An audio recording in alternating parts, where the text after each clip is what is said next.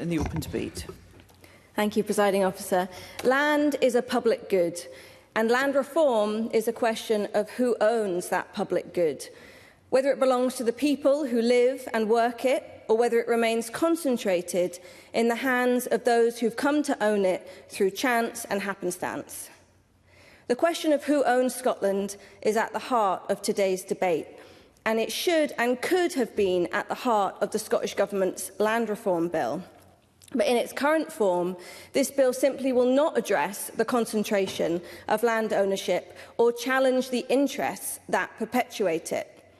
It doesn't place any presumption against a single individual owning all of Scotland's land.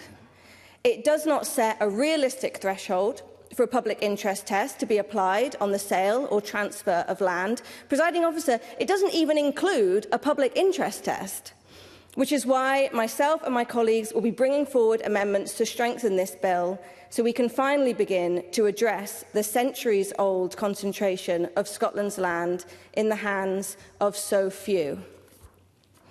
Presiding Officer, today in Scotland, our land remains in the hands of a few ultra-wealthy individuals, estates and organisations. Recent research shows 421 landowners now own half of privately owned rural land in Scotland. That means just 0.025% of Scotland's population owns 67% of Scotland's total rural land. Just 0.025% of our entire population owns 67% of our rural land. In evidence given to the committee, the Crofting Commission highlighted how Scotland's highly concentrated pattern of private land ownership is economically dangerous, creating localised monopolies. Ownership in the hands of so few severely limits access to affordable homes, it stifles job creation and it harms the environment. Large land holdings owned and controlled by wealthy private individuals do not meet the public interest. This is a monopoly of a resource that no one created, no one produced. It was freely created, yet it is owned and controlled by a handful of individuals for extraction of private profit. So yes, ownership does matter, scale does matter, and concentration of that ownership does matter. We cannot rebuild and empower rural communities unless we break this monopoly. Yet the bill, as introduced, doesn't place any presumption against a single individual owning as much land as they can afford. It doesn't set a realistic threshold for a public interest test to be applied on the sale and transfer of land, and, as I have said, it does not even include a public interest test. Just this week, as we've already heard, the Clandonald Lands Trust on Skye suddenly announced its intention to sell all land and properties. This is a glaring example of why the bill needs to be substantially strengthened to work in the public interest.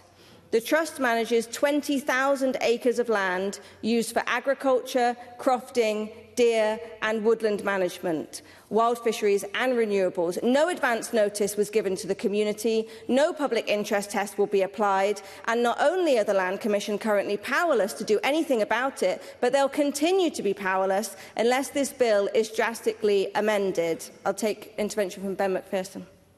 Ben Macpherson. I thank Mercedes Villalba for taking the intervention and the powerful point she's making about a public interest test. Does she agree with me that the inclusion of a public interest test would also help this bill make improvement in urban Scotland as well as in rural Scotland? Mercedes Villalba. I do agree, and I think it's important that urban land is looked at, and it's unfortunate that that hasn't been the case up until now. And I thank him for the intervention. Presiding Officer, it doesn't have to be this way. If legislated correctly, land reform can be a vehicle to empower communities across Scotland. That means amending the land transfer test to be properly redefined as a public interest test, ensuring that land transfers benefit the public, benefit us, benefit the people of Scotland. And it means introducing a presumed limit of no more than 500 hectares on the aggregate amount of land any person can own unless that public interest test can be met. And these are not new or fringe ideas. These are popular and well-supported ideas, and I have the receipts to prove it. Because these are the very proposals that I consulted on for my own proposed land ownership and public interest bill. These are proposals that received majority support from respondents, and these are the proposals consulted on in a consultation which received greater participation than the Scottish Government's own consultation.